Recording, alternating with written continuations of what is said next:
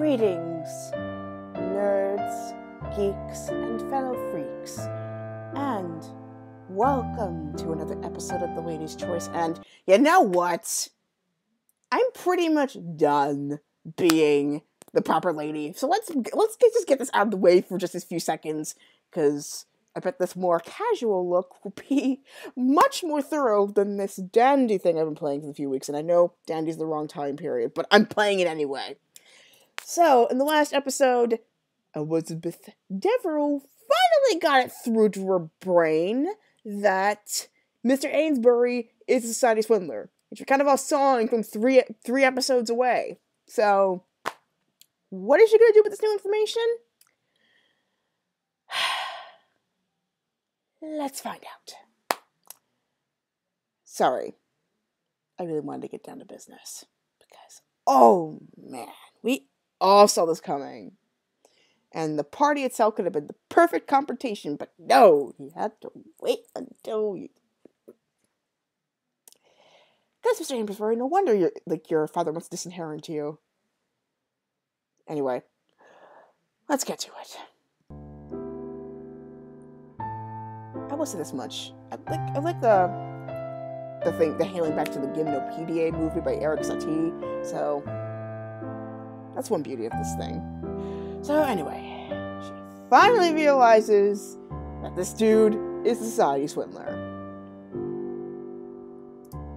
The realization makes my mind dizzy, and I'm only brought back to my thoughts as his hand spreads across the small of my back. I can feel the heat of his touch through my cape as though it were against the bare skin. His gaze catches mine, seemingly to wait for permission. I flutter my eyes shut in response to anticipation. You're still going?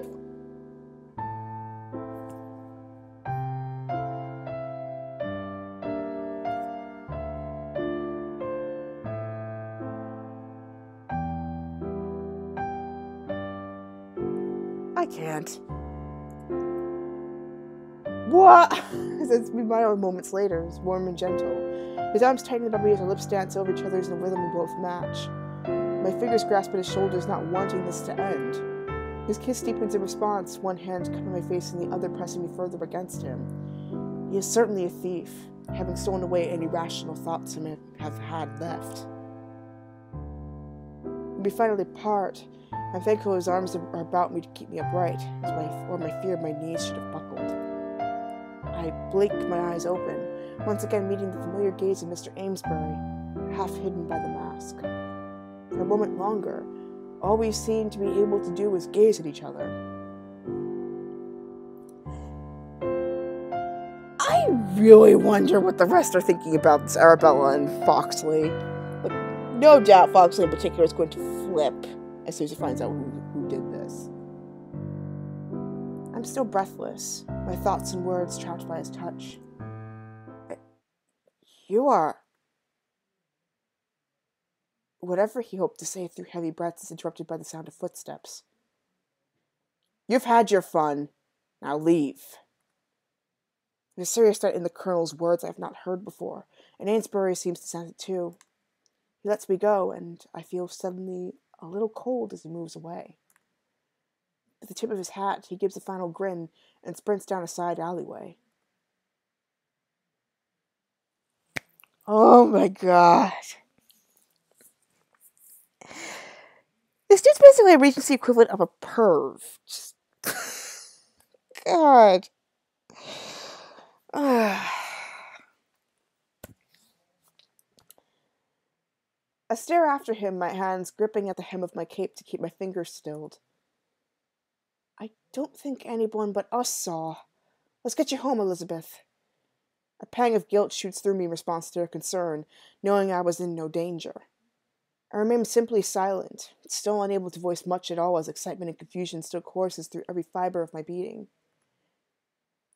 At home, I rush to get myself ready for the evening's gathering. It's made somewhat more difficult with my head full of the newfound knowledge of Amesbury's nighttime excursions. That's putting it mildly, Elizabeth. I sit in my dresser, staring at myself in the mirror. How could I have not seen it before? I don't don't know. Why don't you ask the person who actually watches you every single episode? Okay, dead horse. Let's get back to it. I shake my head at my own ignorance. I raise my hands to my lips, still tingling with the memory of his kiss.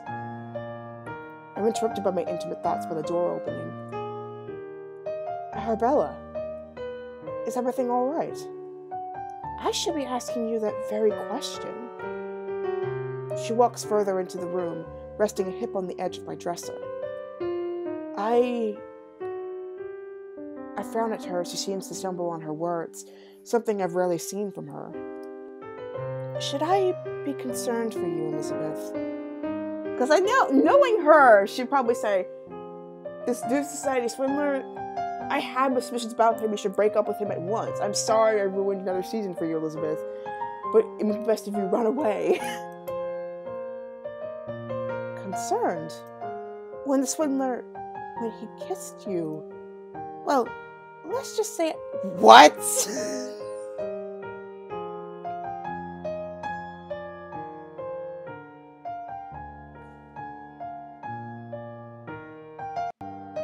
Okay, hold up. Are y'all...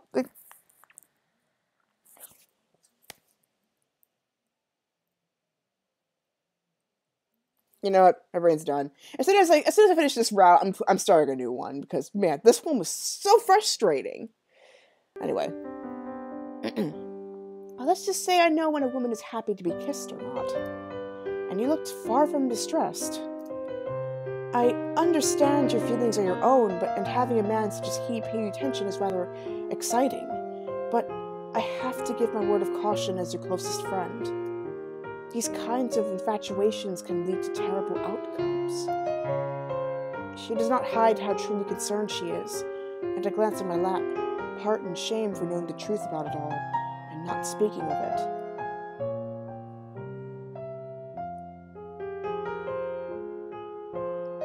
Okay.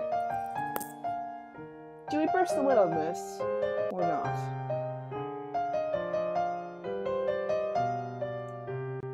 You know what? She's our best friend.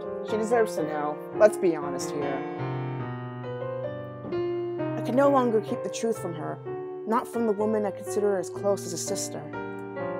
There's something you must know, Arabella. I stand from my place, taking her hand and leading her over to the bed. We both sit at the edge, and she stares at me expectantly. After a deep breath, I tell her the truth about how Amesbury is the swindler. Her reaction is not quite as sharp as I had expected. What? Did she have her suspicions as well and didn't say anything? I suppose we should have seen it sooner. His mannerisms are very alike, and, of course, his keen interest in singling you out from the start. Oh, yes! How obvious it's been! She gives a laugh, one I cannot help but join in with. But how bold he's been! There certainly can be no doubt in his affections for you now. So... Classic best friend talk. Thankfully, before I have to answer, a maid walks in to inform us the carriage is ready. Well, tonight should be even more interesting now. But it's good to have that out in the open. At least that's done and over with. The carriage ride is quite short, but I'm thankful that we did not walk, as the chilled-out night air seems to permeate even through my cape upon stepping outside. Ernest had insisted we use the carriage, as he was unable to escort us this time, due to having to rub at the gathering with his fellow officers. We arrived promptly up the crescent, only to find a crowd arriving at the house. It is a few minutes before we manage to make it into the actual house through the bustle that has gathered outside. Oh my! It is even busier than I had expected. I give a nod, not realizing so many invitations I've been given. I notice Arabella shifting, craning her neck to see through the mass of people blocking the foyer.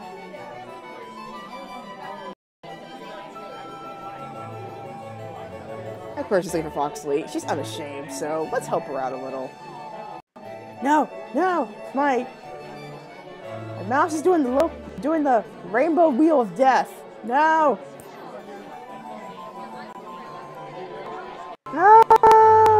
my face is doing the frozen wheel of death!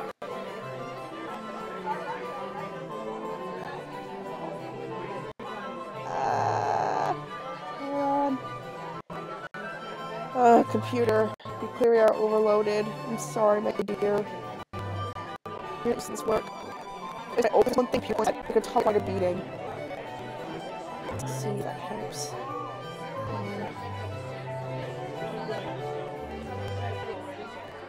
Okay.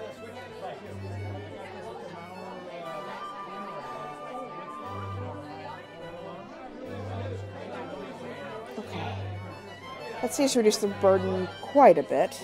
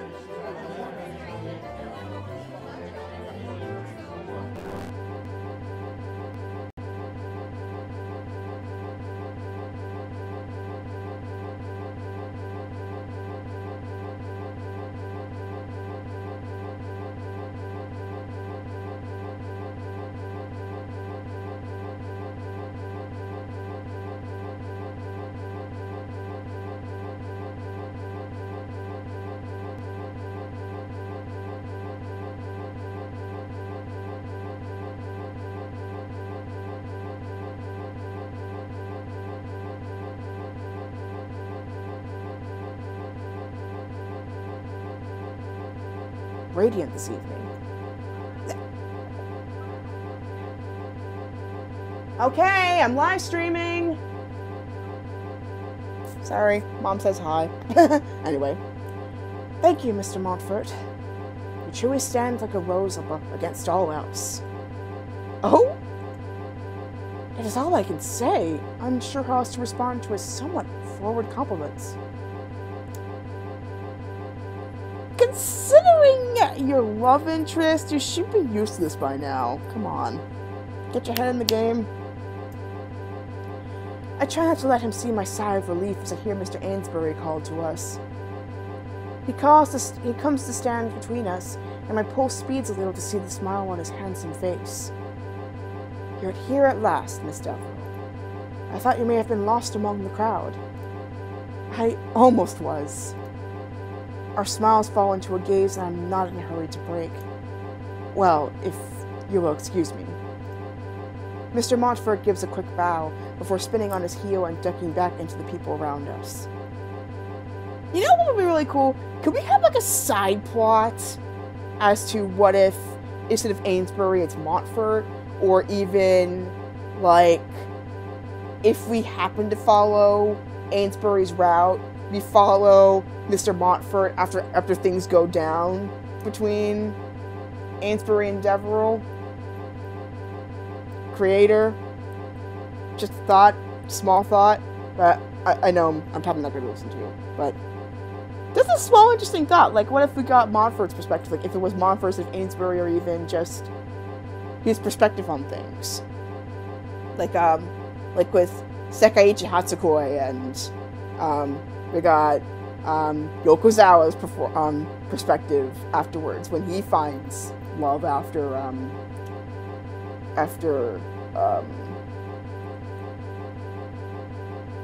oh my gosh, I forgot the main character's name anyway. Like Onodera reunites with the senpai person. You know what I'm talking about. Something like that would be really cool for this. But anyway. Would you allow me to escort you about the room, Miss Deverell? I would be delighted. I slipped my hand into his arm, allowing him to then lead me about the room. Ah, so it wasn't evening time after all. That's interesting. As the evening progresses, I spend most of it with Mr. Amesbury. And as distracting as his company is, I cannot keep my thoughts from the swindler. Not once does...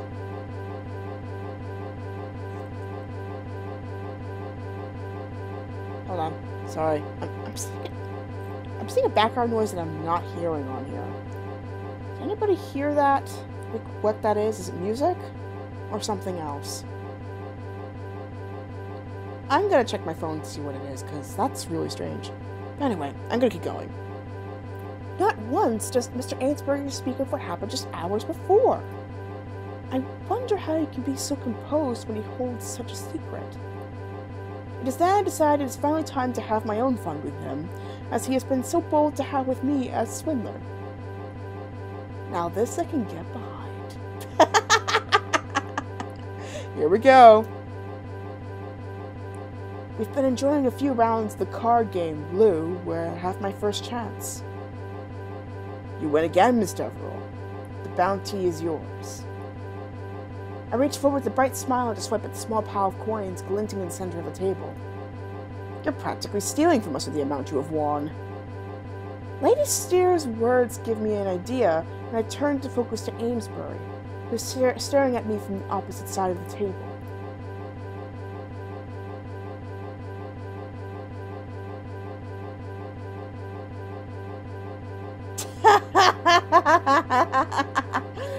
I want to get more tongue-in-cheek in this. Let's do... I do believe it's a trait I may have learned from someone I know. I keep my focus fixed on Amesbury, noticing his gaze falter for a moment and his brows shift together in an uncertain frown. I proceed to collect up my winnings, the comment passing over everyone except Mr. Amesbury, it seems. Did it! Boom! He shakes his head, smile returning, obviously passing off the comment as nothing more than a mere remark.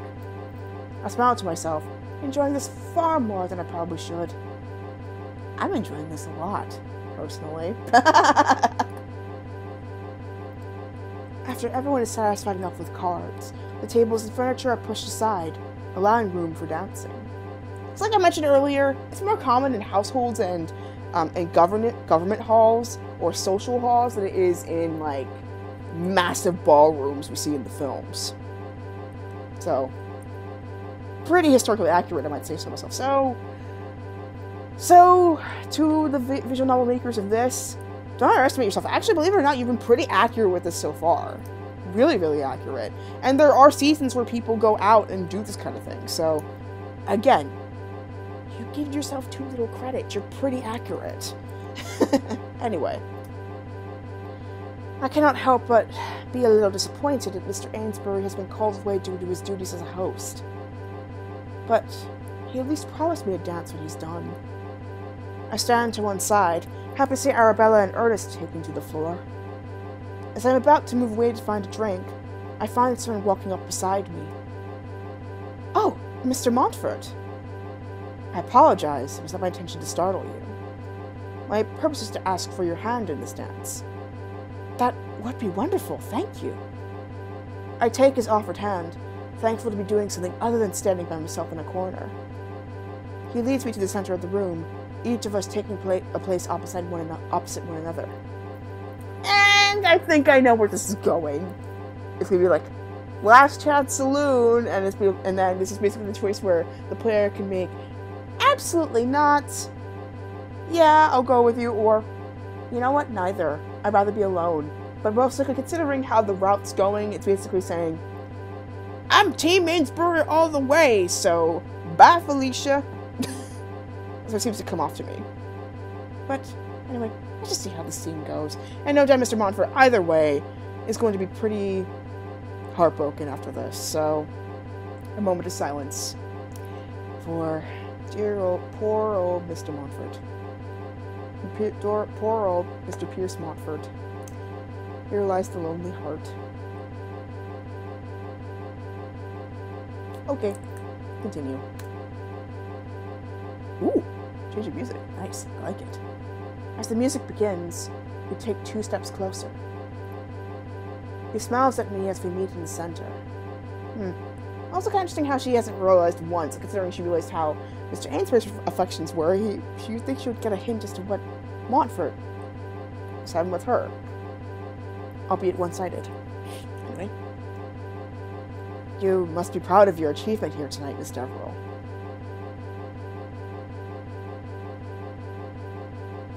It's good to know that it helped in making so many people happy. We part again, the music chiming around us. Another couple dance around us before we step together.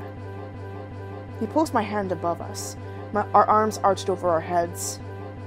I'm surprised when he stands quite so close, his focus fully on me. You know what? You're always so kind to think of others, Miss Deverell. A trait I find lacking in those I usually spend time with.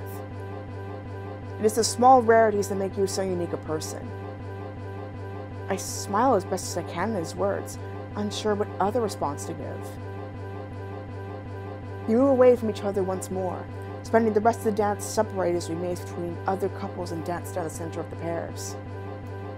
As the music draws to an end, Mr. Montfort leads me to one side of the room where Mr. Ainsbury is waiting.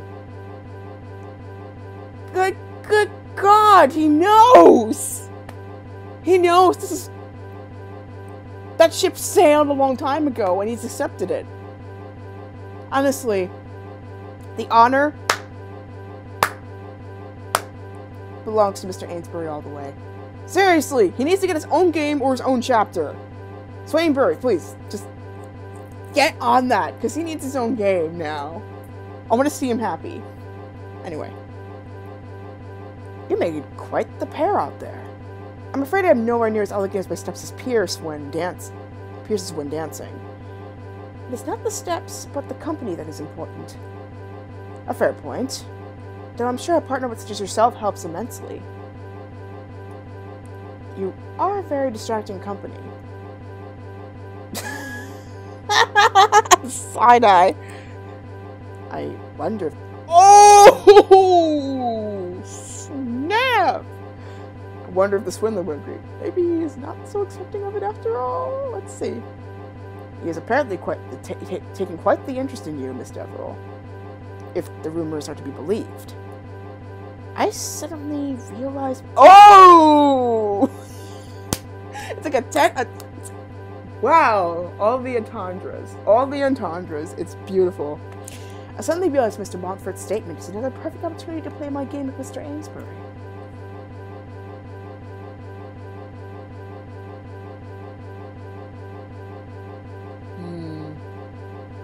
This one. Curious minds should always be rewarded. Bam! Another subtle hit. Boom. A favorite saying of yours, isn't it, Mr. Amesbury? Or have I confused you with someone else on that matter? I don't think I ever said such a thing. No, I don't think so.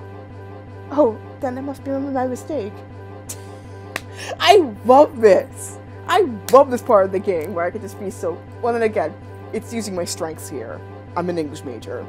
I love words. I love the power of words and what it does to people. Especially when it comes to wit.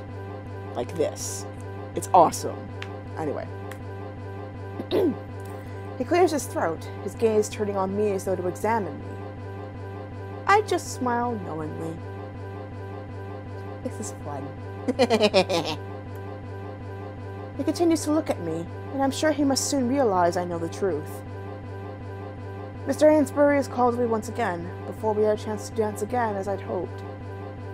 As much fun as I am having teasing him, I still find myself wishing to spend most of my time with him. Mr. Montfort continues to keep me company, even pressing me to another dance. But I am not as enthusiastic as he obviously hoped I would be. Eventually, he too is called away in his duties as co-host, and I am left to my own company once more. On the few times I am joined with Mr. Ainsbury, I manage to sneak in a few more hints of my knowing the truth about the swindler. Each one leaves him stuttering on his usually unfalteringly confident replies, and I cannot help but chuckle as he does so. I'm chuckling to myself right now.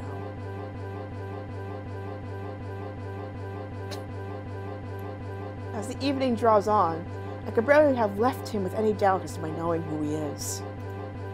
But still, we have not yet had our dance. Yeah! Dance with the girl! Do I have to go Sebastian on you?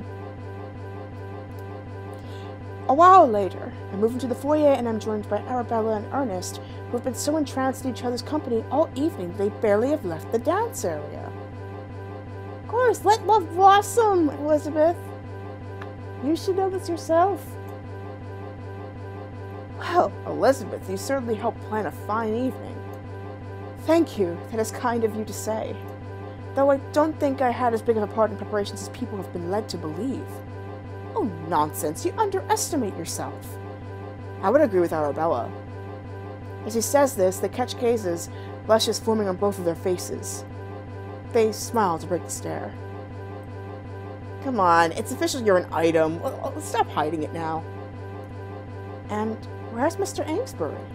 Every time I've glanced at you this evening, he has seemed to be drawn to you. I'm not sure that is quite true. There's no need to be coy about such attractions, Elizabeth. The music shifts, signaling the start of the next dance.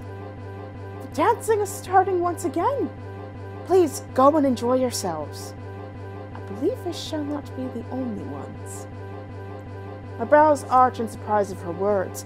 My confusion does not last long as I feel a hand rest gently on my shoulder. Who could it be? Miss Deverell. I was hoping I could have your hand for this dance. Yeah, it's the wrong heading, but I know who's supposed to be speaking there, so I forgive you developers. You did promise, even if it has taken me some time to ask for it. I'll be most delighted, Mr. Ainsbury.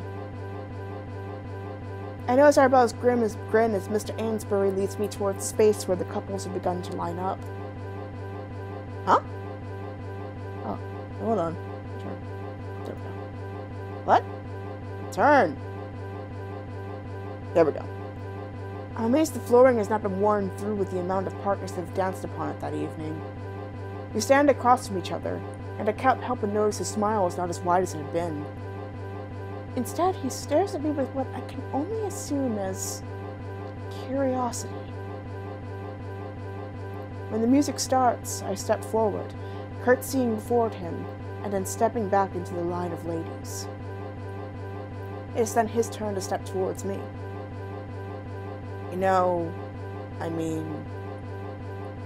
Do you enjoy dancing?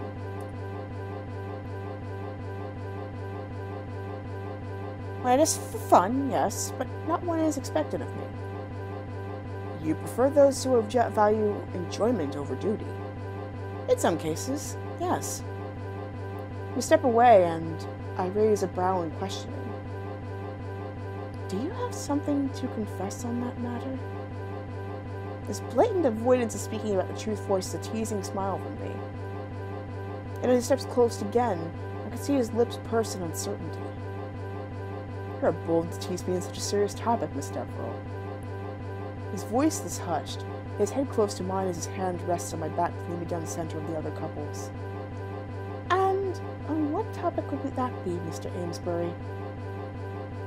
I feign surprise and notice a small flicker across his face. You know exactly which topic. Here we go. He spins me around so as we stand face to face. If any had been clever enough to guess what your hints were all evening, I would be exposed to the swindler. It's strange to hear him admit it, even if I had already known the truth. It seemed only fair to have my own fun, and you deserve to have said fun, my dear Miss Deverell. You have been under stress for far too long. You did steal a kiss from me, after all. That is very true, and I would say I need repayment. Proper. Let's go to a corner and settle this. Steal?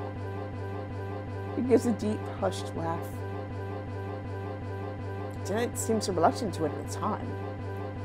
I'd apologize for it, but I would feel it would be insincere on my part. At least you're honest, Mr. Amesbury. I would give you credit for that. I did so enjoy it. His half-lidded gaze and bold words fall as a couple comes to pass near us. He takes my hand and we walk around, separating for a moment before drawing back together. Well, you are certainly a most gentlemanly figure right now. All polite refinement and elegant dancing. Oh, if I could only be so honest with you in this setting. You're already doing that right now! What are you talking about? You're certainly not quite as bold without your mask. Then, next time, masquerade ball, that could help with a few things. Write this down, creators! Really, I'm coming up with all these ideas for you. I think I probably got enough for like 6 or 7 more games right now. Anyway. He pulls me a little closer, and I'm aware of our nearness as whispers begin to sound around us. Did I ever think it may only be you who makes me feel so nervous? And wearing that mask allows me the freedom to speak to you as I wish I always could. Then, maybe you should wear the mask all the time. My God! This banter's way more fun than the blatant stuff earlier. Come on. Maybe I shall, and see where it leads. His gaze flickers to my lips as I struggle to breathe beneath the intensity of his gaze. My mind races with the memory of his kiss, the warmth of his lips, the need in his touch, the excitement of it all.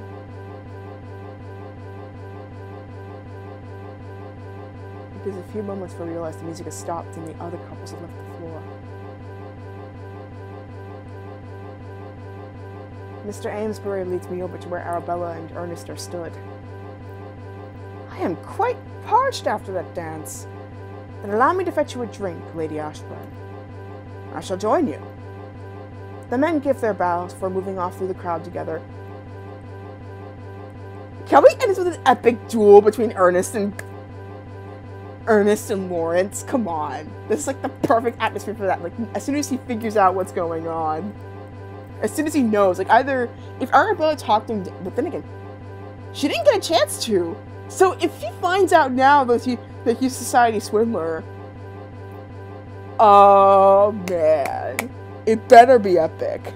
But anyway. As soon as they're gone, Arabella instantly shifts closer and takes my arm. It truly is past the point of my giving you warning such intimacy in public, isn't it? You've been shamelessly doing it to Arabella, so listen to your own advice. Anyway. Oh, Elizabeth, I don't care what society has to say, but my concern for your happiness will always outweigh their opinions. Exactly what a good friend, like a sister-like friend should say. Thank you.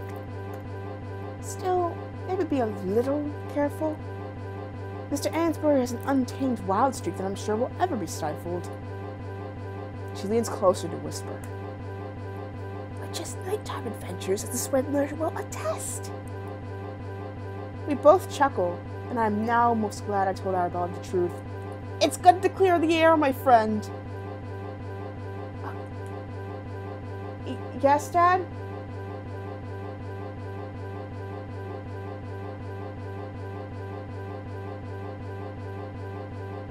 I'm sorry. I'm having a lot of guests today, so I might not be able to even finish this part, but let me see how far I can get. I'm going to break off the accent for a little bit and see how fast I can go with this chapter. The gathering was a complete success, many people talking about the next day with high praise. And though I enjoyed my time there, most of my memories are from my dance to Mr. Amesbury. Strangely, there is a sense of excitement in my knowing his part in the Swindler Act, and having him now realize into the truth of it. But it isn't until a couple days later that I had the chance to speak to him again. With Arabella once again out with Ernest, I'm left to the peace of my own company. I've just settled down to tea and embroidery when Johnson announces a visitor. Though I'm still trying to do the Carson rules for Johnson. Mr. Amesbury, to see you now. Again. I stand from my place as Mr. Amesbury strides inside, a bright smile playing at his lips. Good day to you, Miss Deverell. To you too, Mr. Amesbury. He steps further into the room, glancing about it in inspection. I find you alone today. Yes, Arabella is otherwise engaged. She most certainly soon will be, if the rumors about her and Colonel Foxley are to be believed. But I confess I had hoped to catch you on your own.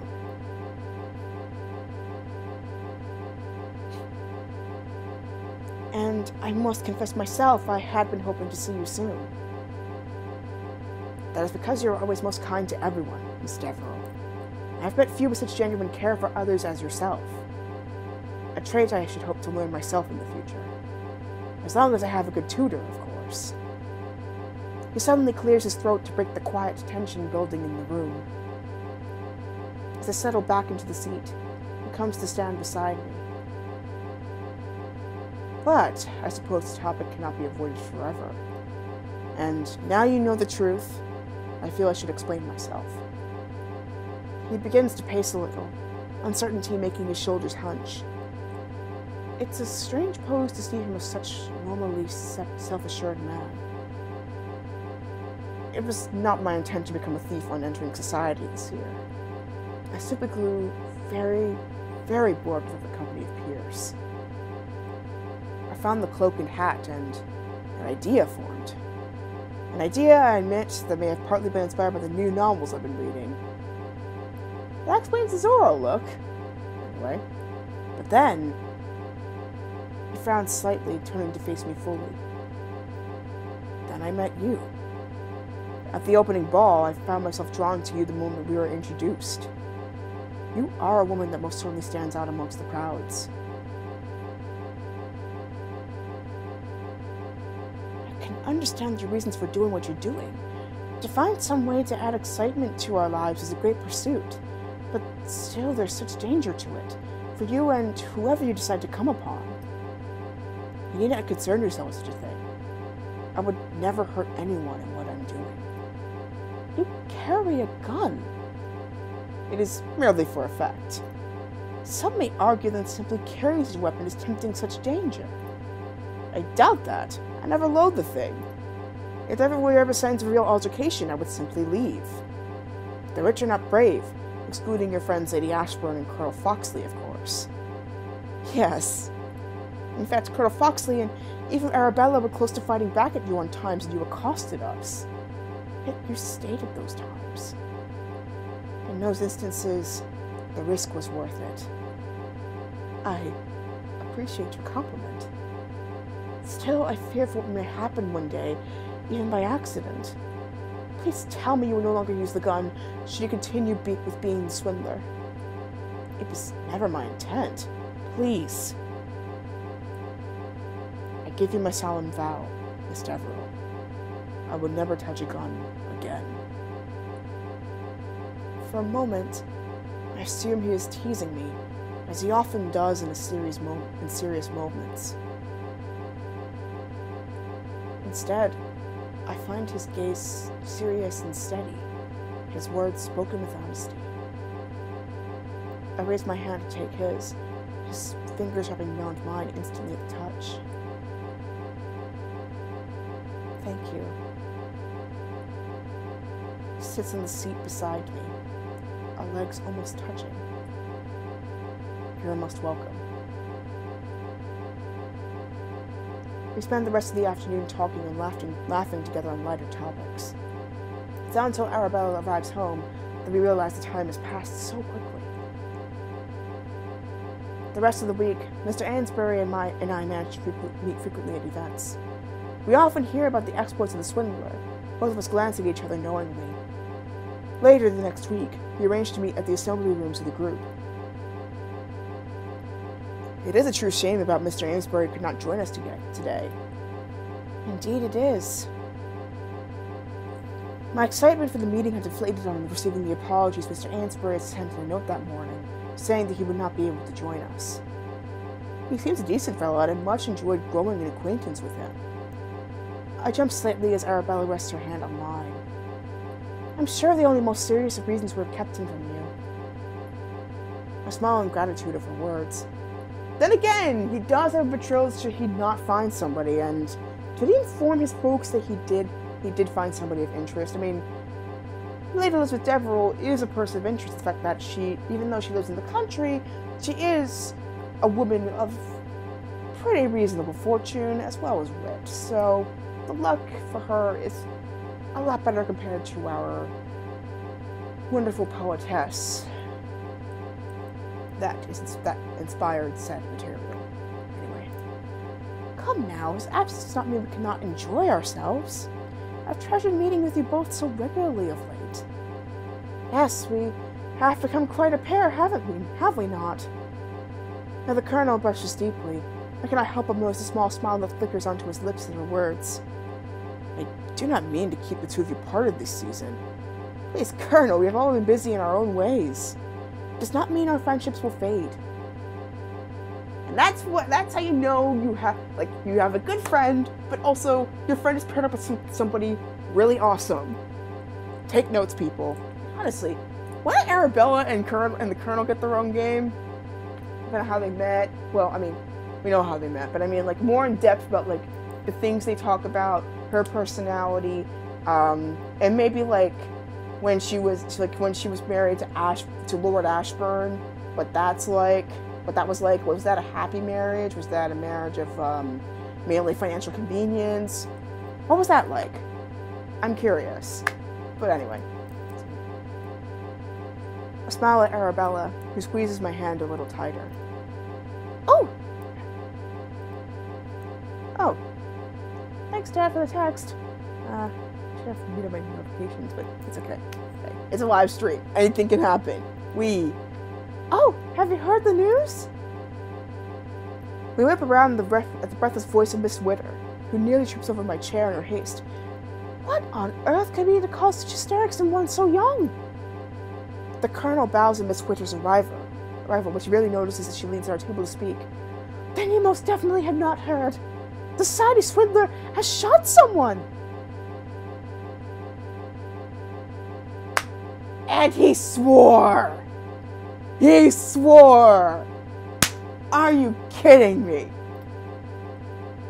My breath leaves me. It was only a matter of time.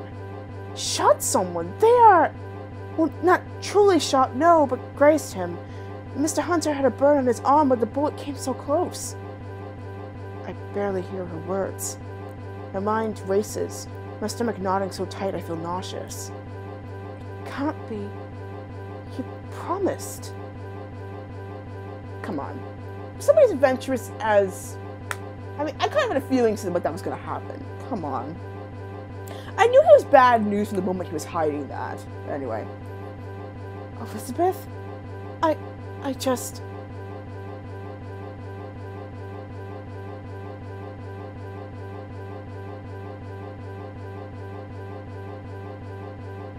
I stumbled to stand from my chair, my legs weakened by the news. You're leaving already? Please, if you'll excuse me, I feel suddenly unwell. I'll fetch you a carriage at once. No, please. Some fresh air will do me good. I noticed surprise and concern on their faces, too confused and pain to pay any real attention. As I move to go, Arabella takes my arm and leads me away a little. I'm sure it's not true, Elizabeth. Mr. Ainsbury is such a genuine man. I cannot believe he would harm anyone. I appreciate your words, Arabella, but I have to find out for myself. I understand, but please be careful. I hug a goodbye and leave the assembly rooms, my thoughts still a swarm of confusion. On the way through town, I continued to hear whispers of the swindler's latest escapade. Each time I hear them speak of the gunshot, or the man's injury, my chest constricts painfully. By the time I reach Ainsbury's house, I'm drained from trying to keep my hope alive. One of the servants lets me inside, leading me straight to where Ainsbury is. Miss Deverell! This is quite the surprise. Is it? I wait for the servant to leave, the door getting shut behind her, her stomach closing towards it. Then again, considering his reaction, it is quite possible that maybe somebody else faked being the swindler and then shot somebody and faked his character. He probably had no idea or no knowledge, or maybe he had nothing to do with it. Maybe this is one of the few times where Ainsbury might actually be innocent. Then again, he's the adventurous type, so I'm taking this with a pinch of. I'm taking both points with a pinch of salt. I mean, he's been pretty honest all along, so the fact that he swore he'd never use a gun and it's never loaded. But then again, it's his word versus somebody else's, so I don't know. Anyway, you promised me. You promised you would not touch the gun again. His smile quickly falls. You misunderstand. It was not. Then you know what I'm speaking of. For one moment, I hoped so much that he would not know of the incident, that it would all have been a mistake. I turn away, not able to look at him as a sharp pain pierces through my chest. Without thinking, I step towards the door to leave. I'm halted as he grasps my arm to spin me to face him. You must listen to me. I never broke my promise. It was not me. I had a feeling that was the case. How can I trust the word of a man who has to wear a mask to make his life fulfilled? My words and tone are sharp, and I can see them cut across him. I cannot. No, do not say what you're about to. I did not go out last night. It was not me. Please do not lose trust in me now.